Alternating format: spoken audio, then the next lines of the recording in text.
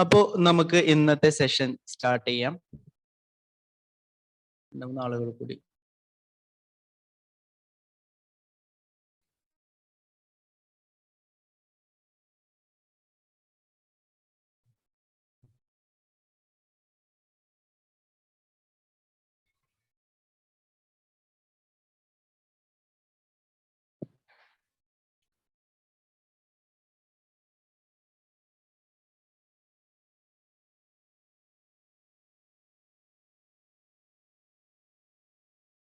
Okay, നമുക്ക് ഇന്നത്തെ session start ചെയ്യാം. ഇന്ന് നമ്മൾ ഡിസ്കസ് ചെയ്യാൻ പോകുന്നത് കോമ്പോസിഷൻ സ്കീമിൽ രജിസ്റ്റർ ചെയ്തിട്ടുള്ള വ്യക്തികൾ ഫയൽ ചെയ്യേണ്ട റിട്ടേൺസിനെ കുറിച്ചാണ്. അപ്പോൾ കോമ്പോസിഷൻ സ്കീമിനെ കുറിച്ച് നമ്മളൊന്ന് പറയുന്നുണ്ട്. അതിനുശേഷം അതിൽ രജിസ്റ്റർ ചെയ്തിട്ടുള്ളവർ എന്തൊക്കെയാണ് ഫയൽ ചെയ്യേണ്ടത്, അതെങ്ങനെയാണ് ചെയ്യുക എന്നുള്ളത് ആണ് ഇന്ന് നമ്മൾ ഡിസ്കസ് ചെയ്യാനായിട്ട് പോകുന്നത്. Okay, composition scheme.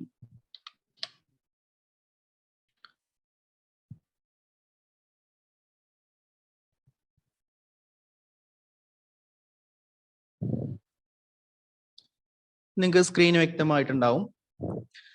അപ്പോൾ എന്താണ് കോമ്പോസിഷൻ സ്കീം എന്ന് പറഞ്ഞാൽ? ഒരു പക്ഷെ നിങ്ങൾക്ക് അറിയുമായിരിക്കും, എങ്കിലും ഒന്നുകൂടി ഒന്ന് മനസ്സിലാക്കാം. GSTയിലെ ചെറുകിട വ്യാപാരികൾക്കുള്ള ഒരു പ്രത്യേക സ്കീമാണ് കോമ്പോസിഷൻ സ്കീം എന്നുള്ളത്. അതായത് ചെറിയ തോതിൽ ബിസിനസ് നടത്തുന്ന ഒരു ഇതിൽ അപ്പുറം ടേൺ ഓവർ ക്രോസ് ചെയ്യാതെ ചെറിയ ടേൺ ഓവറിലെ ബിസിനസ് നടത്തുന്നവർക്ക് വേണ്ടി ഗവൺമെന്റ് ഇൻട്രൊഡ്യൂസ് ചെയ്തിട്ടുള്ള ഒരു സ്കീമാണ് കോമ്പോസിഷൻ സ്കീം എന്നുള്ളത്. ഇതിന്റെ ചൂസ് ചെയ്താലുള്ള ബെനിഫിറ്റ്, ഫയലിംഗ്, കംപ്ലൈൻസ് കാര്യങ്ങളൊക്കെ ഒന്നുകൂടി സിമ്പിൾ ആണ്. ഓക്കെ, അതിന്റെ സിസ്റ്റം, ടാക്സ് പേയ്മെന്റ് സിസ്റ്റം കാര്യങ്ങളൊക്കെ അധികം കോംപ്ലിക്കേറ്റഡ് അല്ല, ഒന്നുകൂടി സിമ്പിൾ ആയിരിക്കും. ഓക്കെ, അപ്പോ ചെറുകിട ആളുകളെ ഉദ്ദേശിച്ചിട്ടുള്ള ഒരു സ്കീമാണ്. ഓക്കെ, അപ്പോൾ ആർക്കെല്ലാമാണ് കോമ്പോസിഷൻ? എന്താണ് സ്കീം എന്ന് ആദ്യം ഒന്ന് പറയാം. കോമ്പോസിഷൻ സ്കീം എന്താണെന്ന് വെച്ചാൽ, ഈ ഒരു സ്കീം പ്രകാരമാണ് നിങ്ങൾ രജിസ്ട്രേഷൻ എടുത്തത് എങ്കിൽ നിങ്ങൾക്ക് കസ്റ്റമർ അടുത്തുനിന്ന് എക്സ്ട്രാ ടാക്സ് കളക്ട് ചെയ്യേണ്ട ആവശ്യം ഇല്ല. അത് നമുക്കൊരു അഡ്വാൻറ്റേജ് ആയും പറയാം, എന്നാൽ ഡിസഡ്വാൻറ്റേജ് ആയിട്ടും പറയാം. ഓക്കെ, അപ്പൊ കസ്റ്റമർ അടുത്തുനിന്ന് ടാക്സ് കളക്ട് ചെയ്യേണ്ട ആവശ്യമില്ല, അല്ലെങ്കിൽ ടാക്സ് കളക്ട് ചെയ്യാൻ പാടില്ല. സാധാരണ റെഗുലർ സ്കീമിൽ രജിസ്റ്റർ ചെയ്ത വ്യക്തികളാവുമ്പോൾ എങ്ങനെയാണ്? നമ്മൾ സെയിൽസ് നടത്തുമ്പോൾ ഒരു പ്രൊഡക്റ്റ് കസ്റ്റമറിലേക്ക് സെയിൽ ചെയ്യുന്ന സമയത്ത് നമ്മൾ പ്രൊഡക്റ്റിന്റെ പ്രൈസ് വാങ്ങുന്നതിനോടൊപ്പം എന്തും കൂടി വാങ്ങണം, ടാക്സ് കൂടി വാങ്ങണം. എന്നിട്ട് ആ ടാക്സ് നമ്മളുടെ ഇൻപുട്ട് കുറച്ചിട്ട് ബാക്കി ഗവൺമെന്റിലേക്ക് അടക്കണം. ഇതാണല്ലോ നോർമൽ രജിസ്ട്രേഷൻ അല്ലെങ്കിൽ റെഗുലർ സ്കീം എന്ന് പറയുന്നത്. എന്നാൽ കോമ്പോസിഷൻ സ്കീമിലേക്ക് വരുമ്പോൾ അവിടെ എന്ത് പറ്റില്ല? കസ്റ്റമറിൽ നിന്ന് ടാക്സ് വാങ്ങാനായിട്ട് പറ്റില്ല.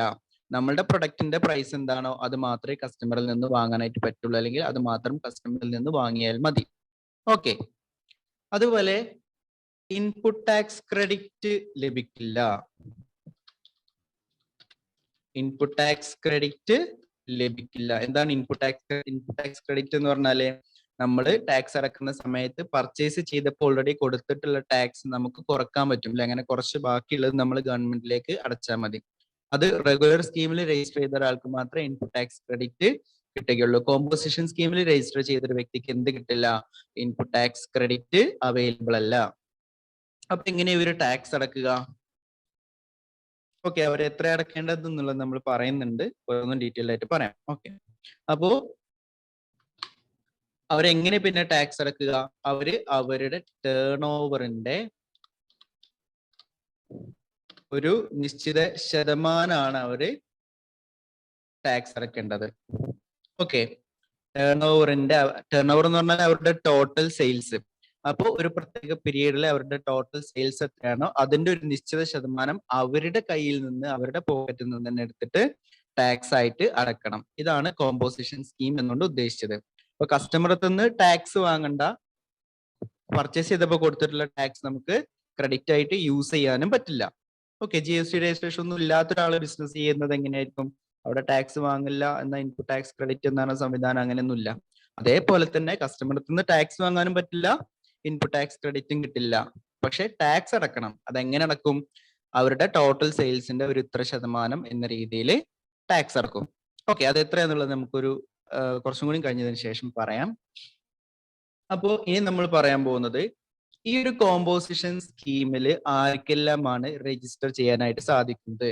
Who can register? ആർക്കെല്ലാമാണ് കോമ്പോസിഷൻ സ്കീം പ്രകാരം രജിസ്റ്റർ ചെയ്യാനായിട്ട് സാധിക്കുന്നത് എന്നുള്ളതാണ് നമ്മൾ പറയുന്നത്. അപ്പോ നിങ്ങളുടെ പ്രീവിയസ് ഇയറിലെ, അതായത് കഴിഞ്ഞ ഇയറിലെ turn over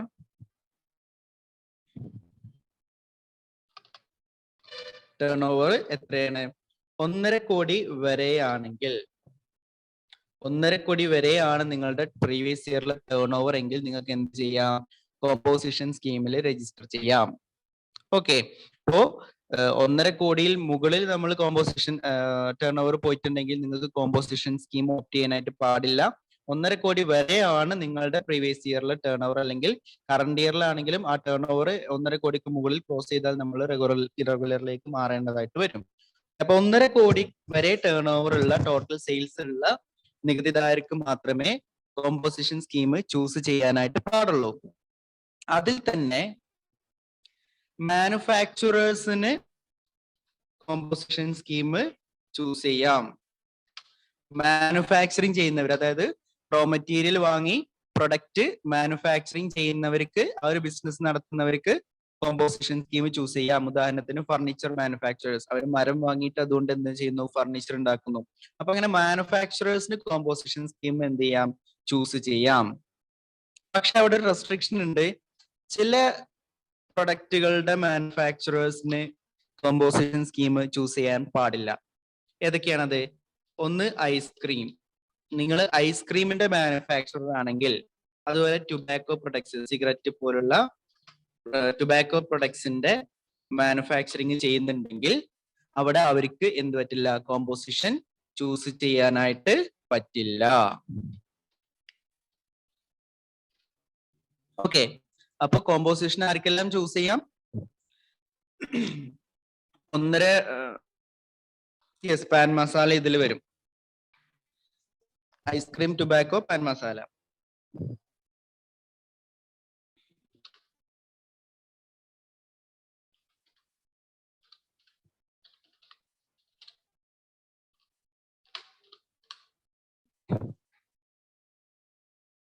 ice cream, tobacco, pan masala മുതലായവയുടെ മാനുഫാക്ചറേഴ്സിന് കോമ്പോസിഷൻ ചൂസ് ചെയ്യാൻ പറ്റില്ല. അല്ലാത്ത ഏത് മാനുഫാക്ചറിങ് ബിസിനസ് നടത്തുന്ന ആൾക്കും എന്ത് ചെയ്യാം? കോമ്പോസിഷൻ സ്കീം ചൂസ് ചെയ്യാം. അതുപോലെ ട്രേഡിംഗ് ബിസിനസ് നടത്തുന്നവർക്ക്, എന്ത് തരം ട്രേഡിംഗ് ആണെങ്കിലും, ട്രേഡിംഗ് എന്ന് പറഞ്ഞാൽ എന്താ? ഒരു പ്രൊഡക്റ്റ് വാങ്ങുന്നു, ആ പ്രൊഡക്റ്റിനെ വിൽക്കുന്നു. അവിടെ മാനുഫാക്ചറിങ്ങോ മറ്റു കാര്യങ്ങളൊന്നും വരുന്നില്ല. അപ്പൊ ട്രേഡിംഗ് ബിസിനസ് നടത്തുന്നവർക്കും കോമ്പോസിഷൻ സ്കീം ചൂസ് ചെയ്യാം. മാനുഫാക്ചറേഴ്സിന് ഐസ്ക്രീം, ടുബാക്കോ, പാൻ മസാല ഇതിന്റെ മാനുഫാക്ചറേഴ്സിന് കോമ്പോസിഷൻ ചൂസ് ചെയ്യാൻ പറ്റില്ല. മറ്റുള്ള മാനുഫാക്ചറേഴ്സിന് കോമ്പോസിഷൻ സ്കീമിൽ രജിസ്റ്റർ ചെയ്യാം, അവരുടെ ടേൺ ഓവർ 1.5 കോടി വരെ ആണെങ്കിൽ. അതുപോലെ ട്രേഡിംഗ് ബിസിനസ് നടത്തുന്നവർക്കും അവരുടെ ടേൺ ഓവർ 1.5 കോടി വരെ ആണെങ്കിൽ കോമ്പോസിഷൻ സ്കീമിൽ അവർക്ക് വേണമെങ്കിൽ രജിസ്റ്റർ ചെയ്യാം. ഓക്കെ, ഇനി മറ്റൊരു വിഭാഗം റെസ്റ്റോറന്റുകളാണ്. റെസ്റ്റോറന്റ് കാറ്ററിംഗ്, റെസ്റ്റോറന്റ് അതുപോലെ കാറ്ററിംഗ് സർവീസ്, ഇവർക്കും എന്ത് ചെയ്യാം? കോമ്പോസിഷൻ സ്കീമിൽ രജിസ്റ്റർ ചെയ്യാം. റെസ്റ്റോറന്റ് കാറ്ററിംഗ് സർവീസ് നടത്തുന്നവർക്കും കോമ്പോസിഷൻ സ്കീമിൽ രജിസ്റ്റർ ചെയ്യാം. അതുപോലെ മറ്റൊരു ഓപ്ഷനാണ് pure service providers. Pure service providers. Okay, ഇത് നമുക്ക് പറയാം. ആദ്യം മുകളിൽ പറഞ്ഞ കാര്യങ്ങളുടെ ഒരു ടാക്സ് റേറ്റ് നമുക്കൊന്ന് മനസ്സിലാക്കാം. അപ്പോ normal ice cream,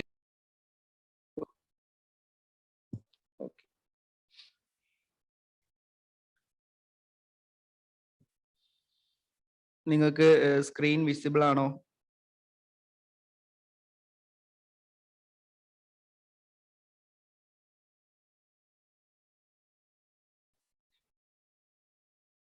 okay, okay, thanks.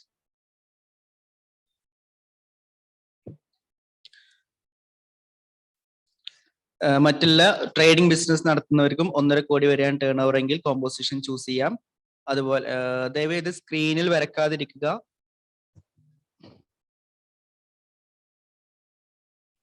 Restaurant catering business നടത്തുന്നവരും അവരുടെ ടേൺ ഓവർ 1.5 കോടി വരെയാണെങ്കിൽ അവർക്ക് കോമ്പോസിഷൻ സ്കീം ചൂസ് ചെയ്യാം.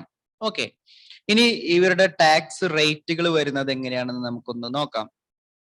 ഓക്കെ, മാനുഫാക്ചറിങ് ബിസിനസ് ആണ് നമ്മൾ നടത്തുന്നതെങ്കിൽ, ഈ താഴെ പറഞ്ഞിരിക്കുന്ന അല്ലാത്ത നോർമൽ മാനുഫാക്ചറിങ് ബിസിനസ് ആണ് നടത്തുന്നതെങ്കിൽ, അതുപോലെ ട്രേഡിംഗ് ബിസിനസ്സുമാണ് നടത്തുന്നതെങ്കിൽ അവരുടെ ടേൺ ഓവറിന്റെ 1% അവര് ടാക്സ് ആയിട്ട് അടയ്ക്കേണ്ടത്. മാനുഫാക്ചറിംഗ് ബിസിനസ് നടത്തുന്നവർക്കും ട്രേഡിംഗ് ബിസിനസ് നടത്തുന്നവർക്കും 1% ടാക്സ് ആയിട്ട് നിലവിൽ അടയ്ക്കേണ്ടത്. ഓക്കെ, അതിൽ ഇതുവരെ മാറ്റമൊന്നും വന്നിട്ടില്ല. അപ്പൊ നോർമൽ മാനുഫാക്ചറേഴ്സ് ആണെങ്കിലും ട്രേഡിംഗ്, അതായത് പ്രൊഡക്റ്റ് വാങ്ങി വിൽക്കുന്നവരാണെങ്കിലും അവരുടെ ടേൺ ഓവറിന്റെ 1% ടാക്സ് അടയ്ക്കേണ്ടത്. 3 മാസം കൂടുമ്പോഴാണ് അത് അടക്കുക. അപ്പം 3 മാസം കൂടുമ്പോൾ ഓരോ ക്വാർട്ടർ കഴിയുമ്പോഴും അവരുടെ ടോട്ടൽ സെയിൽസ് എത്രയുണ്ടോ, സെയിൽസ് റിട്ടേൺ എല്ലാം കഴിച്ചിട്ടുള്ള ടോട്ടൽ സെയിൽസ്, നെറ്റ് സെയിൽസ് എത്രയുണ്ടോ അതിന്റെ 1% ടാക്സ് ആയിട്ട് അടക്കണം. ഇപ്പൊ 1 ലക്ഷമാണ് ടോട്ടൽ സെയിൽസ് എങ്കിൽ എത്ര ടാക്സ് അടക്കേണ്ടി വരും? അതിന്റെ 1% ടാക്സ് അടക്കേണ്ടതായിട്ട് വരും. 1000 രൂപ ടാക്സ് അടക്കേണ്ടതായിട്ട് വരും. ഈ 1000 രൂപ നമുക്ക് കസ്റ്റമർ അടുത്ത് നിന്ന് വാങ്ങാൻ പറ്റില്ല, ബില്ലിൽ കാണിക്കാനായിട്ട് സാധിക്കില്ല. ഓക്കെ, നമ്മൾ പർച്ചേസ് ചെയ്തപ്പോൾ ടാക്സ് കൊടുത്തിട്ടുണ്ടാവും, അതൊന്നും നമുക്ക് കുറക്കാനും പറ്റില്ല. പകരം നമ്മൾ ഈ വാങ്ങിയിട്ടുള്ള 1 ലക്ഷത്തിൽ നിന്ന് നമ്മളെ പോക്കറ്റിൽ നിന്ന് തന്നെ എടുത്തിട്ട് വേണം ഈ ഒരു ടാക്സ് അടക്കാനായിട്ട്. അപ്പൊ മാനുഫാക്ചറേഴ്സിനും ട്രേഡേഴ്സിനും എത്രയാണ് ടാക്സ് റേറ്റ് വരുന്നത് കോമ്പോസിഷൻ സ്കീമിൽ? 1%. അതുപോലെ റെസ്റ്റോറന്റ് കാറ്ററിംഗ് ബിസിനസ് നടത്തുന്നവർക്ക് അവരുടെ ടേൺ ഓവറിന്റെ 5% അവര് ടാക്സ് ആയിട്ട് അടക്കണം. അതും ഇതുപോലെ തന്നെയാണ്. കസ്റ്റമർ അടുത്ത് നിന്ന് വാങ്ങാനോ ഇൻപുട്ട് ടാക്സ് ക്രെഡിറ്റിനോ അർഹതയില്ല. ഓക്കെ, അവരുടെ പോക്കറ്റിൽ നിന്ന് തന്നെ എടുത്തിട്ട് അടക്കണം. റെസ്റ്റോറന്റ് കാറ്ററിംഗ് സർവീസ് നടത്തുന്നവരാണെങ്കിൽ 5% അവരുടെ turn over limit, tax rate composition സ്കീമിൽ. ഓക്കെ, ഇനി ഇതിൽ തന്നെ പറയാനുള്ളത്, ഇപ്പൊ നമ്മൾ പറഞ്ഞ റെസ്റ്റോറന്റ് എന്ന് പറയുമ്പോൾ അത് സർവീസ് ആണ്. ഓക്കെ, മാനുഫാക്ചറിങ് ട്രേഡിംഗ് ബിസിനസ് നടത്തുന്നവർക്കും വേണമെങ്കിൽ ഒരു ചെറിയ അളവിൽ എന്ത് ചെയ്യാം? സർവീസ് പ്രൊവൈഡ് ചെയ്യാം എന്ന് പറയുന്നുണ്ട്. ഓക്കെ, വലിയ അളവിൽ സർവീസ് പ്രൊവൈഡ് ചെയ്യാൻ പാടില്ല. അപ്പോ കോമ്പോസിഷൻ സ്കീമിൽ നിന്ന് ഔട്ട് ആവേണ്ടതായിട്ട് വരും. ചെറിയ അളവിൽ ഇവർക്കും വേണമെങ്കിൽ എന്ത് ചെയ്യാം? സർവീസ് പ്രൊവൈഡ് ചെയ്യാം. അപ്പൊ എന്താണ് ഈ ചെറിയ അളവ് എന്നുകൊണ്ട് ഉദ്ദേശിക്കുന്നത്? അതിനൊരു ലിമിറ്റ് പറഞ്ഞിരിക്കുന്നത് ഇവരുടെ ടേൺ ഓവറിന്റെ 10% അല്ലെങ്കിൽ 5 ലക്ഷം, ഇതിൽ ഏതാണോ വലുത് അത്രയും എമൗണ്ടിന് ഇവർക്ക് സർവീസ് കൂടി കൊടുക്കാം. ടേൺ ഓവറിന്റെ 10% അല്ലെങ്കിൽ 5 ലക്ഷം, ഇതിൽ ഏതാണോ വലുത് അത്രയും എമൗണ്ടിന്റെ സർവീസ് കൂടി പ്രൊവൈഡ് ചെയ്യാം. നമുക്കൊരു ഉദാഹരണം നോക്കാം. ഒരു ട്രേഡിംഗ് ബിസിനസ് നടത്തുന്ന ആളാണ്. ഒരു ഉദാഹരണത്തിന് നമുക്കൊരു ഡ്രസ്സിന്റെ ഷോപ്പ്, ഗാർമെന്റ്സ് ഷോപ്പ് ആണെന്ന് വിചാരിക്കാം. ചെറിയൊരു തുണിക്കട നടത്തുന്ന ഒരാളാണ്. അപ്പൊ ആളുടെ ടേൺ ഓവർ, കഴിഞ്ഞ വർഷത്തെ ടേൺ ഓവർ ഒരു 6 ലക്ഷമാണെന്ന് വിചാരിക്കാം. ഓക്കെ, 6 ലക്ഷമാണ് അയാളുടെ ടേൺ ഓവർ എന്ന് വിചാരിക്കുക, ടോട്ടൽ ടേൺ ഓവർ. അപ്പൊ അയാളൊരു തുണിക്കടയാണല്ലോ, അപ്പൊ അതിൽ തന്നെ ഒരു ടൈലറിംഗ് യൂണിറ്റ് കൂടെ, അയാൾക്ക് ടൈലറിംഗ് കൂടി അറിയാം. ടൈലറിംഗ് എന്ന് പറയുമ്പോൾ എന്താണ്? അതൊരു സർവീസ് ആണ് അല്ലെ? അപ്പോ ടൈലറിംഗ് കൂടി ആരംഭിക്കാം എന്നൊരു പ്ലാൻ അദ്ദേഹത്തിനുണ്ട്. അപ്പോ അദ്ദേഹത്തിന് എത്ര രൂപയുടെ ടൈലറിംഗ് സർവീസ് വരെ ഇതിൽ പ്രൊവൈഡ് ചെയ്യാം? നമുക്ക് നോക്കാം. ടേൺ ഓവറിന്റെ 10% അല്ലെങ്കിൽ 5 ലക്ഷം, ഇതിൽ ഏതാണോ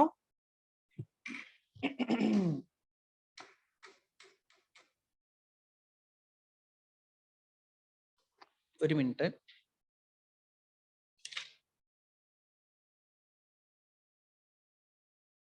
okay, which ever is higher, ഇതിൽ ഏതാണോ വലുത് അത്രയും എമൗണ്ടിന് ഇവർക്ക് എന്ത് ചെയ്യാം? സർവീസ് പ്രൊവൈഡ് ചെയ്യാം. അപ്പോ നമുക്ക് നോക്കാം. ടേൺ ഓവറിന്റെ 10% എത്രയാണ്?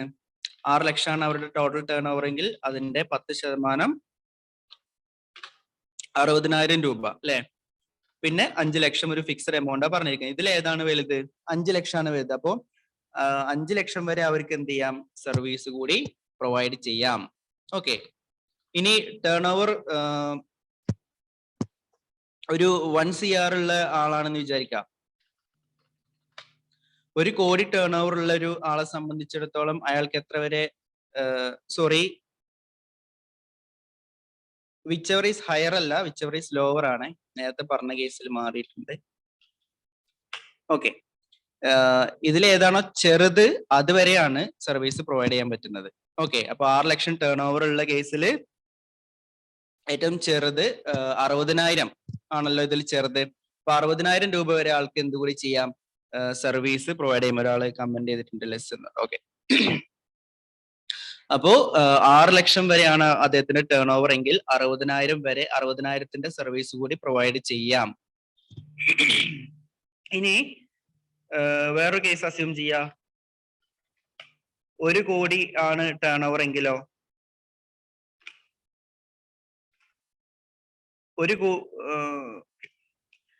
കോടി ടേൺ ഓവറിലെ ഒരു വ്യക്തിയെ സംബന്ധിച്ചിടത്തോളം അയാളുടെ ടേൺ ഓവറിന്റെ 10% എന്ന് പറഞ്ഞാൽ എത്രയായി, 10 ലക്ഷം രൂപയായി അല്ലെ, 10 ലക്ഷം രൂപയായി. അപ്പോ അയാൾക്ക് 10 ലക്ഷം വരെ സർവീസ് പ്രൊവൈഡ് ചെയ്യാൻ പറ്റുമോ? ഇല്ല. ടേൺ ഓവറിന്റെ 10% അല്ലെങ്കിൽ 5 ലക്ഷം, ഇതിൽ ഏതാണോ ചെറുത്. അപ്പോ ഏതാ ചെറുത്? 5 ലക്ഷം വരെ. അപ്പോ അതിന് മുകൾക്ക് എത്ര, ഇനി 1.5 കോടി വരെയുള്ള ആളാണെങ്കിലും 5 ലക്ഷം വരെ സർവീസ് പ്രൊവൈഡ് ചെയ്യാനായിട്ട് പാടുള്ളൂ. അപ്പൊ ചെറിയ അളവിൽ വേണമെങ്കിൽ സർവീസും പ്രൊവൈഡ് ചെയ്യാം. ആ ടേൺ ഓവറും GST കാണിച്ചിട്ട് അതിനും ടാക്സ് അടക്കേണ്ടതായിട്ട് വരും. ഓക്കെ, ഇനി അടുത്തൊരു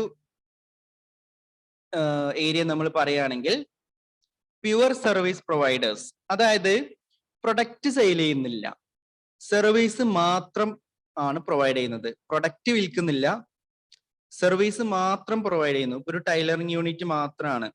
ഓക്കെ, അവിടെ പ്രൊഡക്റ്റ് ആയിട്ട് സെയിൽ ചെയ്യുന്നില്ല, ടൈലറിംഗ് സർവീസ് മാത്രമാണ്. അല്ലെങ്കിൽ ഒരു മൊബൈൽ ഫോൺ റിപ്പയറിംഗ് സർവീസ് മാത്രം, സർവീസ് സെന്റർ മാത്രമേ ഉള്ളൂ, മൊബൈൽ ഫോൺ സെയിൽ ചെയ്യുന്നില്ല. ഓക്കെ, ഇതൊക്കെ എന്താണ്, ഒരു പ്യുവർ സർവീസ് എന്ന് നമുക്ക് പറയാം. അവിടെ സർവീസ് മാത്രമേ ഉള്ളൂ. അങ്ങനെയുള്ളവർക്കും കോമ്പോസിഷൻ ചൂസ് ചെയ്യാം. ഓക്കെ, പ്യുവർ സർവീസ് പ്രൊവൈഡ് ചെയ്യുന്നവർക്കും എന്ത് ചെയ്യാം, കോമ്പോസിഷൻ ചൂസ് ചെയ്യാം.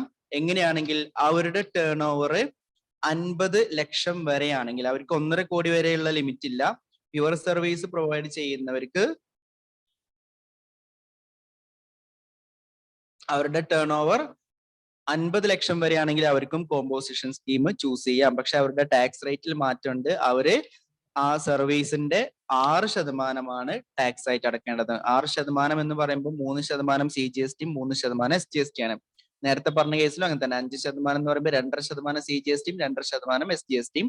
1% ആകുമ്പോൾ 0.5% CGST, 0.5% SGST. ഓക്കെ, അപ്പോൾ കോമ്പോസിഷൻ ചൂസ് ചെയ്യാവുന്നവർ ട്രേഡിംഗ് മാനുഫാക്ചറിംഗ് ബിസിനസ് നടത്തുന്നവരാണെങ്കിൽ അവർക്ക് ചൂസ് ചെയ്യാം. 1.5 കോടി വരെയാണ് ടേൺ ഓവർ എങ്കിൽ. അതുപോലെ റെസ്റ്റോറന്റ് കാറ്ററിംഗ് സർവീസ് നടത്തുന്നവർക്കും ചൂസ് ചെയ്യാം. റെസ്റ്റോറന്റ് കാറ്ററിംഗ് ആണെങ്കിൽ 5% ടാക്സ് അടക്കേണ്ടത്, മറ്റുള്ള കേസിൽ 1% അതുപോലെ പ്യുവർ സർവീസ് ആണ് പ്രൊവൈഡ് ചെയ്യുന്നതെങ്കിൽ, സർവീസ് മാത്രമേ ഉള്ളൂ എങ്കിൽ അവരുടെ ടേൺ ഓവർ 50 ലക്ഷം വരെയാണെങ്കിൽ അവർക്കും കോമ്പോസിഷൻ ചൂസ് ചെയ്യാം. അവരുടെ ടാക്സ് റേറ്റ് എത്രയാണ്? 6% വരുന്നത്. ഇപ്പൊ ഒരു ലക്ഷത്തിന്റെ സർവീസ് പ്രൊവൈഡ് ചെയ്തിട്ടുണ്ടെങ്കിൽ അതിന്റെ 6%, 6,000 രൂപ ടാക്സ് ആയിട്ട് അടക്കേണ്ടതായിട്ട് വരും. ഇനി ഇതിലുള്ള ചില റെസ്ട്രിക്ഷൻസ് ഉണ്ട്. ഓക്കെ, കോമ്പോസിഷൻ സ്കീം ചൂസ് ചെയ്ത ഒരാളെ സംബന്ധിച്ച് പ്യുവർ സർവീസിന് എക്സാമ്പിൾ, പ്യുവർ സർവീസ് എന്ന് ഉദ്ദേശിച്ചത് സർവീസ് മാത്രമുള്ള ഒരു സ്ഥാപനം. അതിന് എക്സാമ്പിൾ ആണ് ഞാൻ നേരത്തെ പറഞ്ഞത്. ഇപ്പൊ നമ്മൾ ടൈലറിംഗ് സ്ഥാപനം നടത്തുകയാണെങ്കിൽ അവിടെ നമ്മൾ ഗാർമെന്റ്സ്, ഡ്രസ്സ് വാങ്ങി വിൽക്കുന്നൊന്നുമില്ല. ജസ്റ്റ് മറ്റുള്ളവർ അവരുടെ തുണി കൊണ്ടുവരുന്നു, നമ്മൾ അത് ടൈലറിംഗ് ചെയ്തിട്ട് കൊടുക്കുന്നു. ആ ഒരു സർവീസ് മാത്രം. അതുപോലെ mobile phone repairing service, mobile phone നമ്മൾ വിൽക്കുന്നില്ല, കേടുവന്ന മൊബൈൽ ഫോൺ നമ്മൾ വാങ്ങിയിട്ട് അത് റിപ്പയർ ചെയ്തിട്ട് കൊടുക്കുന്നു. ഓക്കെ, അതുപോലെ അക്കൗണ്ടിങ് സർവീസ്, നമ്മൾ മറ്റുള്ള സ്ഥാപനങ്ങളുടെ അക്കൗണ്ടിങ് ചെയ്ത് കൊടുക്കുന്നു. അവിടെ നമ്മളൊരു പ്രൊഡക്റ്റ് സെയിൽ ചെയ്യുന്നില്ലല്ലോ. അതുപോലെ മാർക്കറ്റിംഗ് സർവീസ്, അഡ്വർടൈസ്മെന്റ്, ഇതൊക്കെ എന്താണ്? ഓരോ സർവീസുകളാണ്. അവരുടെ ചില ബിസിനസ്സുകൾ നമുക്കറിയാം അവിടെ പ്രൊഡക്റ്റ് ഉണ്ടാവും, സർവീസ് ഉണ്ടാവും അല്ലെ. ഇപ്പൊ നമ്മൾ ഉദാഹരണത്തിന് ഒരു കമ്പ്യൂട്ടർ ഷോപ്പ്, അവിടെ ഒരു പക്ഷേ കമ്പ്യൂട്ടർ സെയിൽസ് ഉണ്ടാവും, സർവീസ് ഉണ്ടാവും. അവർക്ക് ഇത് പറ്റില്ല. എന്നാൽ അവിടെ കമ്പ്യൂട്ടറിന്റെ സർവീസ് മാത്രമേ, റിപ്പയറിംഗ് സർവീസ് മാത്രമേ ചെയ്യുന്നുള്ളൂ എങ്കിൽ സർവീസ് മാത്രമാണല്ലോ, അവിടെ പ്രൊഡക്റ്റ് അവർ സെയിൽ ചെയ്യുന്നില്ല. അപ്പൊ അവര് പ്യുവർ സർവീസ് എന്ന കാറ്റഗറിയിൽ വരും. ഓക്കെ, ഇനി നമ്മൾ പറഞ്ഞത് കോമ്പോസിഷൻ സ്കീം ചൂസ് ചെയ്താലുള്ള റെസ്ട്രിക്ഷൻസ് എന്തൊക്കെയാണ്, ഇതിന്റെ കണ്ടീഷൻസ്. അങ്ങനെ എല്ലാവർക്കും കോമ്പോസിഷൻ സ്കീം ചൂസ് ചെയ്ത് ഫ്രീ ആയിട്ട് അല്ലെങ്കിൽ സിമ്പിൾ ആയിട്ടുള്ള രീതിയിൽ ബിസിനസ് നടത്താനൊന്നും പറ്റില്ല. അപ്പൊ എന്തൊക്കെയാണ് ഇതിന്റെ റെസ്ട്രിക്ഷൻസ് എന്നുള്ളത് നമുക്കൊന്ന് മനസ്സിലാക്കാം. ഒന്നാമത്തെ റെസ്ട്രിക്ഷൻ, ഒന്ന് ടേൺ ഓവറിന്റെ കാര്യം നമുക്കറിയാം. ആ ഒരു ടേൺ ഓവർ ലിമിറ്റ് വരെ പറ്റുള്ളൂ. അത് കഴിഞ്ഞാൽ റെഗുലർ സ്കീമിലേക്ക് മാറേണ്ടി വരും. ഇനി മറ്റുള്ളത് എന്താണ്? ഇന്റർ സ്റ്റേറ്റ് സപ്ലൈ നടത്താനായിട്ട് പാടില്ല. ഇന്റർ സ്റ്റേറ്റ് സപ്ലൈ നടത്താനായിട്ട് പാടില്ല. അതായത് കോമ്പോസിഷൻ സ്കീമിൽ നിങ്ങൾ രജിസ്റ്റർ ചെയ്തിട്ടുണ്ടെങ്കിൽ നിങ്ങൾക്ക് എന്ത് പറ്റില്ല? മറ്റൊരു സ്റ്റേറ്റിലേക്ക് നിങ്ങൾക്ക് പ്രൊഡക്റ്റ് സെയിൽ ചെയ്യാനായിട്ട് പറ്റില്ല. അപ്പൊ കേരളത്തിൽ നിങ്ങൾ രജിസ്ട്രേഷൻ എടുത്തു, കോമ്പോസിഷൻ സ്കീമിലാണ് രജിസ്റ്റർ ചെയ്തതെങ്കിൽ നിങ്ങൾക്ക് തമിഴ്നാട്ടിലുള്ള ഒരു കസ്റ്റമറിലേക്ക് ഒരു കാരണവശാലും പ്രൊഡക്റ്റ് സപ്ലൈ ചെയ്യാനായിട്ട് അല്ലെങ്കിൽ സെയിൽ ചെയ്യാനായിട്ട് സാധിക്കില്ല. അപ്പൊ കോമ്പോസിഷന്റെ കേസിൽ എന്തൊക്കെയുണ്ട്? ഇന്റർ സ്റ്റേറ്റ് സപ്ലൈ, മറ്റൊരു സ്റ്റേറ്റിലേക്ക് സപ്ലൈ നടത്തല് എന്തല്ല, പോസിബിൾ അല്ല. നമ്മളുടെ സ്റ്റേറ്റിനകത്ത് മാത്രമേ സെയിൽ ചെയ്യാനായിട്ട് പാടുള്ളൂ. ഓക്കെ. അതുപോലെ നേരത്തെ ഒരാൾ കമന്റ് ഇട്ടിരുന്നു, ഇ കൊമേഴ്സ് നടത്തുന്നവരാണെങ്കിലോ, അതായത് ഒരു ഇ കൊമേഴ്സ് പ്ലാറ്റ്ഫോമിലൂടെ നിങ്ങൾ പ്രൊഡക്റ്റ് സെയിൽ ചെയ്യുകയാണെങ്കിൽ അവിടെയും കോമ്പോസിഷൻ ചൂസ് ചെയ്യാനായിട്ട് പറ്റില്ല. ഉദാഹരണത്തിന് നമ്മൾ ആമസോൺ, അതുപോലെ ഫ്ലിപ്കാർട്ട് പോലുള്ള വെബ്സൈറ്റുകളിൽ അല്ലെങ്കിൽ ഇ കൊമേഴ്സ് പ്ലാറ്റ്ഫോമുകളിൽ നമ്മൾ നമ്മളുടെ പ്രൊഡക്റ്റ് ലിസ്റ്റ് ചെയ്തിട്ട് സെയിൽ ചെയ്യാൻ ഉദ്ദേശിക്കുന്നുണ്ടെങ്കിൽ നിങ്ങൾക്ക് കോമ്പോസിഷൻ സ്കീം ചൂസ് ചെയ്യാനായിട്ട് പറ്റുന്നതല്ല. ഓക്കെ. നോർമൽ സെയിൽസ് ഉള്ളവർക്ക് മാത്രമേ കോമ്പോസിഷൻ ചൂസ് ചെയ്യാൻ പറ്റുള്ളൂ. ഇ കൊമേഴ്സ് പ്ലാറ്റ്ഫോം മുഖാന്തരം നിങ്ങൾ സെയിൽ ചെയ്യുന്നുണ്ടെങ്കിൽ നിലവിലെ നിയമം അനുസരിച്ച് കോമ്പോസിഷൻ സ്കീം ചൂസ് ചെയ്യാനായിട്ട് പാടില്ല. ഓക്കെ. പിന്നെ നമ്മൾ നേരത്തെ പറഞ്ഞ കണ്ടീഷൻസ് തന്നെയാണ്. ടാക്സ് കളക്ട് ചെയ്യാൻ പാടില്ല.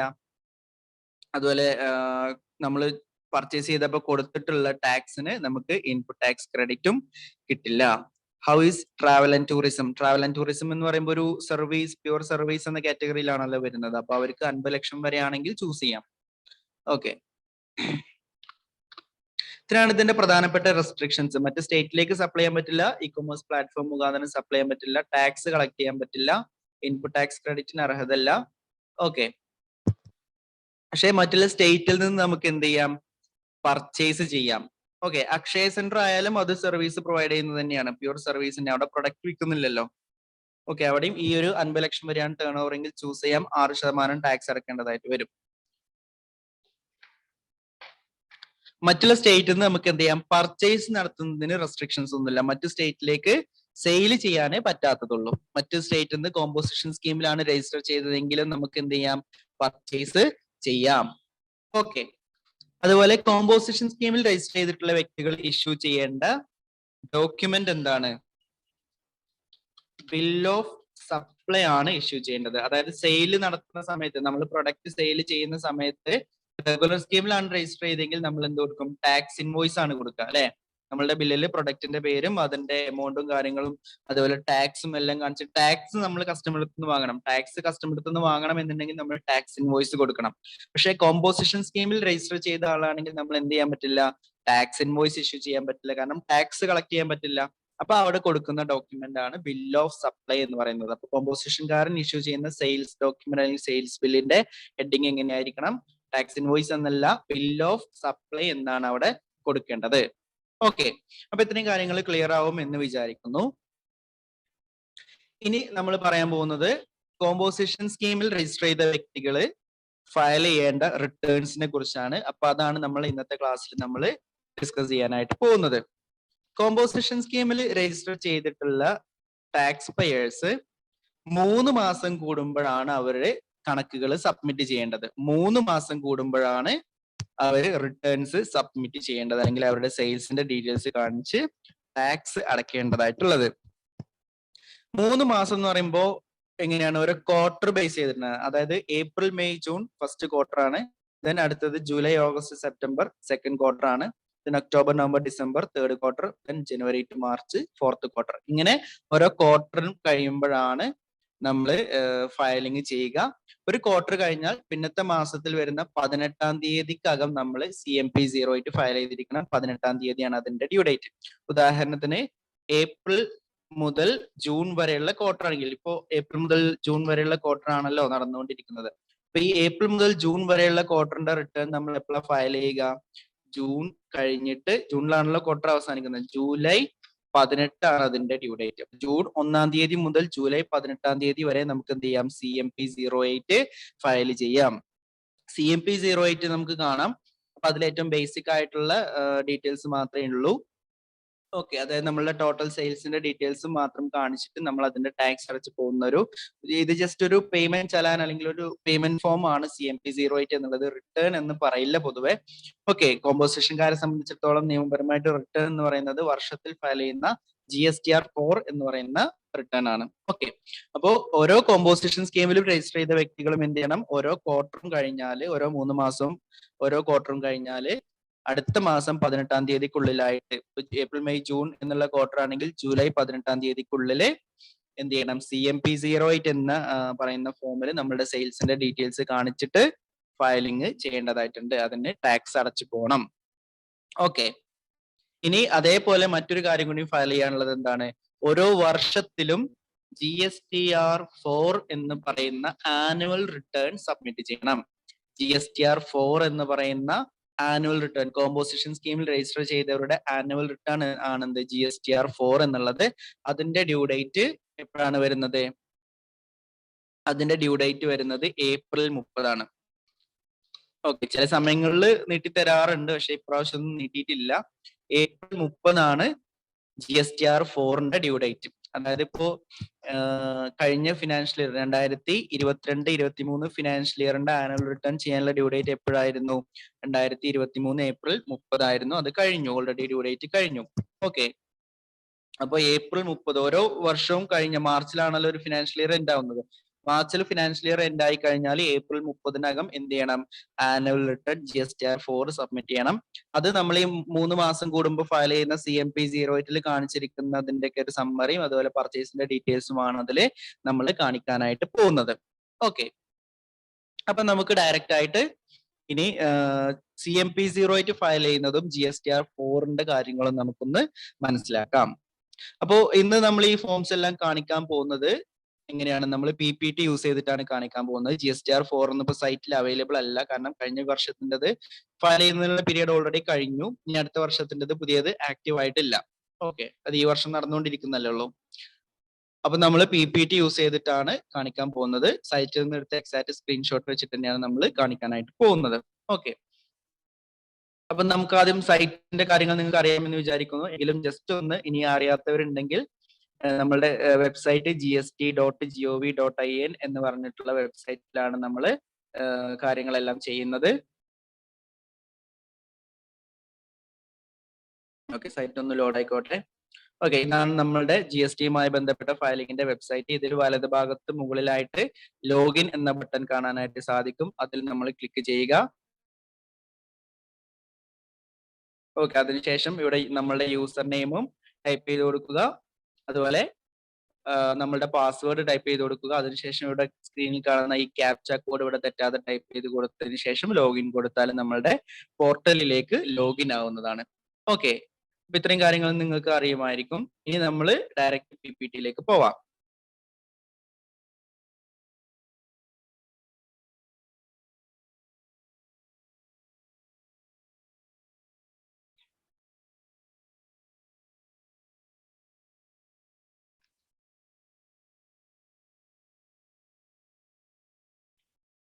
ഓക്കെ, അപ്പോൾ നമ്മൾ ലോഗിൻ ചെയ്യുന്നതുമായി ബന്ധപ്പെട്ട കാര്യങ്ങൾ നമ്മൾ പറഞ്ഞു. ഇവിടെ യൂസർ നെയിമും പാസ്വേഡും ടൈപ്പ് ചെയ്ത് ക്യാപ്ച കോഡും കൊടുത്ത് നമ്മൾ ലോഗിൻ കൊടുക്കുന്നു. അതിനുശേഷം നമുക്ക് ഇതുപോലെ ആയിരിക്കും നമ്മളുടെ മുന്നിൽ വിൻഡോ വരുന്നത്. ഓക്കെ, ഇവിടെ ഞാൻ കോൺഫിഡൻഷ്യാലിറ്റി ഇഷ്യൂസ് ഉള്ളത് കാരണം നമ്മുടെ ക്ലയന്റിന്റെ പേര് ഇവിടുന്ന് മറച്ചിട്ടുണ്ട്, വൈറ്റ് കളറിൽ ആക്കിയിട്ടുണ്ട്. അപ്പൊ ക്ലയന്റിന്റെ പേരും GST നമ്പറും നിങ്ങൾക്ക് കാണാതിരിക്കാൻ വേണ്ടി. ഓക്കെ, അപ്പോ നമ്മൾ ലോഗിൻ ചെയ്താൽ ഇതുപോലെ ആയിരിക്കും വരുന്നത്. ഇവിടെ എന്നിട്ട് നമ്മൾ എന്താ ചെയ്യുക, ഇവിടെ റിട്ടേൺ ഡാഷ്ബോർഡ് എന്ന ഒരു ബട്ടൺ നമുക്ക് കാണാനായിട്ട് സാധിക്കും. റിട്ടേൺ ഡാഷ്ബോർഡ് എന്ന ബട്ടൺ ഇവിടെ നമുക്ക് കാണാനായിട്ട് സാധിക്കും. ഓക്കെ, ഈ റിട്ടേൺ ഡാഷ്ബോർഡിൽ ക്ലിക്ക് ചെയ്തിട്ട് നമുക്ക് സൈറ്റിലേക്ക് നമ്മളുടെ റിട്ടേൺ ഡാഷ്ബോർഡിലേക്ക് പ്രവേശിക്കാം.